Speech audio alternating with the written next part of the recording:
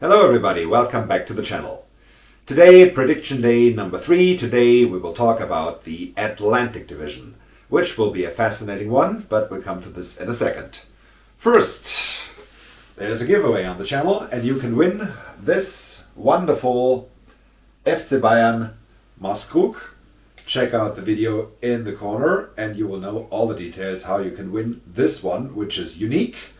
There are only 2021 of these made and you can be the owner of one of them. So check out the video and good luck with the contest.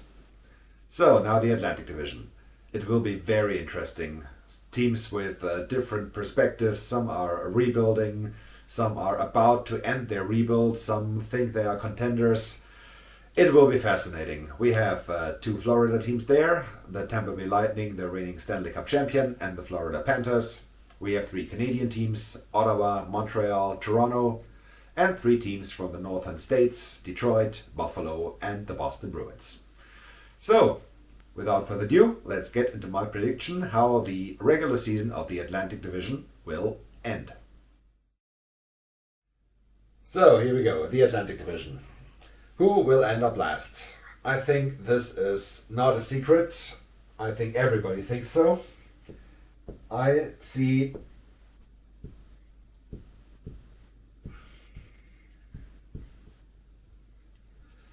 Buffalo, the Sabres, in at number 8. What they get for Jack Eichel will determine how this franchise will look for the next years. This will be a very decisive trade. Yesterday I heard that it's possible that there will be conditional things involved in a potential Jack Eichel trade. Let's see how this develops.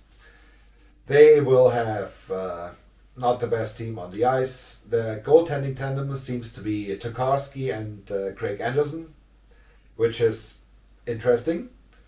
Ukko-Pekka, just forgot his name. The goalie of the future will be in the AHL for the time the season starts. Let's see how fast he can come up. They are in another rebuild without the last rebuild being finished. Let's see how the season turns out for Buffalo. I'm sure they will have some decent games, but in the end, they will clearly end last. At 7, I see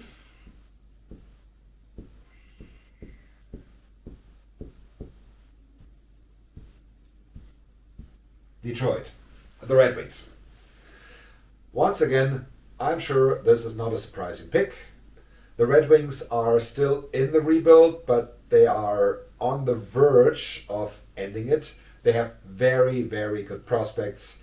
They will have a very good team in years to come. And I see them way closer to number 6 than to number 8. Mentioning 6, so here it comes, the surprise.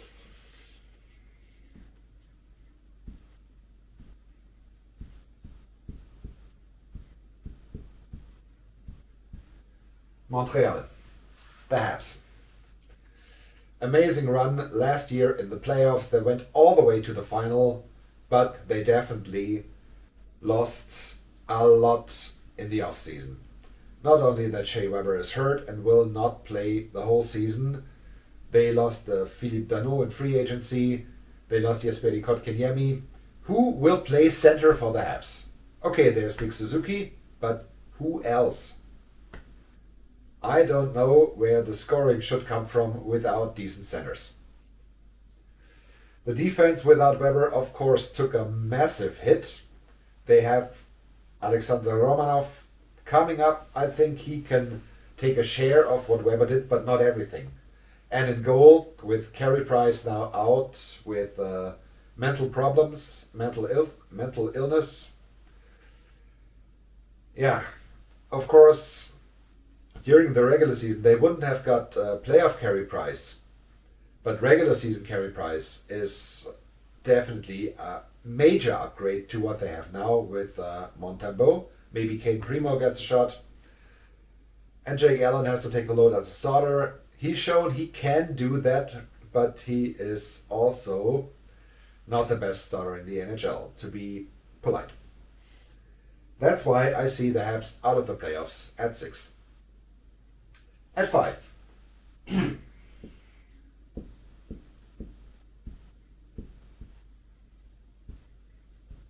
Ottawa. Although they have not yet, at the time of recording, signed Brady Tkachuk. I think they will come to an agreement and Brady will be a major factor in the season for the Ottawa Senators, who are just finishing their rebuild. They have great young players like Josh Norris, Tim Stützle, Thomas Chabot. In goal, Gustafsson, let's see how much he will play. And if the goaltending, especially Matt Murray, can play like he did in the preseason, which was really not bad, I see the Senators in at 5. And closer to the playoffs than being out of the playoffs. 4.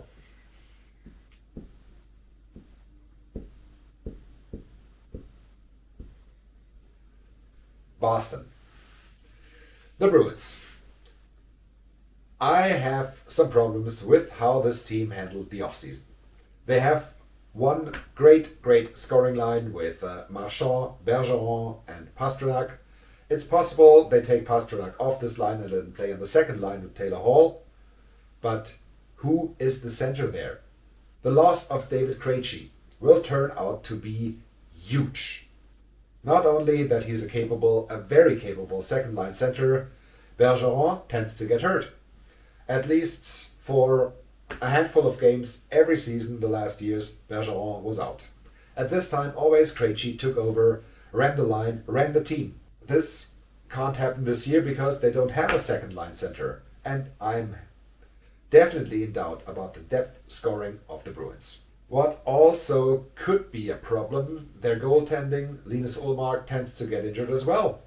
And then you have Jeremy Swayman, who is a good goaltender, but he's a rookie. You really want a rookie to put the franchise on his back? I'm not sure. Of course, don't call it perfection line, but yeah, it's called the perfection line. They will take over for them and score a lot of goals and sure, a lot of points for them, but without help, they can't carry the team to one of the top three spots. Talking about the top 3. At number 3, I see, not a surprise, it starts with the T, as we have 2 teams with the T left. I see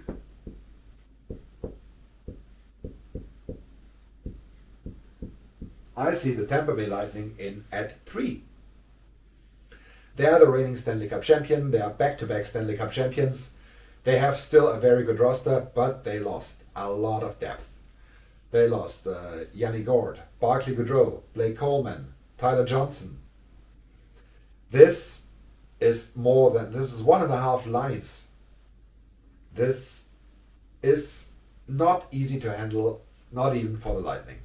And their fountain of youth in Utica, the AHL team, will not provide forever. With Elliott in goal, they have an upgrade at the backup, but he will not play that much anyway because Vassie is undestroyable. But if he goes down for an extended period of time, they will have a problem. Anyway, they don't care about the regular season, they just care about three-peating. And I think they will be very comfortable with being 3rd in the division to have a good point to start the playoffs. That's where it will count.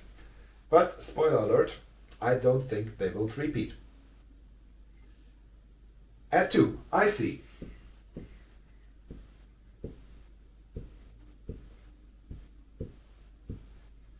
Toronto.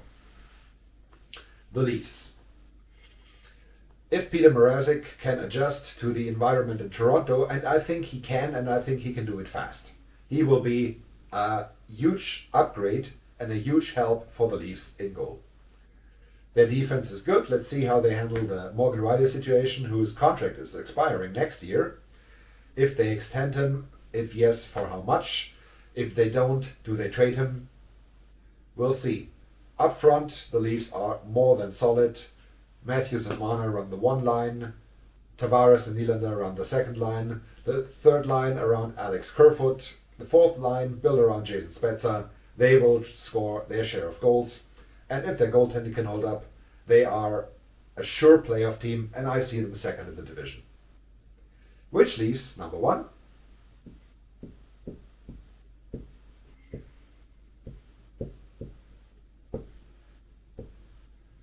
Florida. This is the best Panthers team ever. No doubt about that. They went to the Stanley Cup Final in 1996 as an underdog team, and since then they haven't won a round. It's definitely overdue that Florida goes on a run also in the playoffs, and I see this as possible.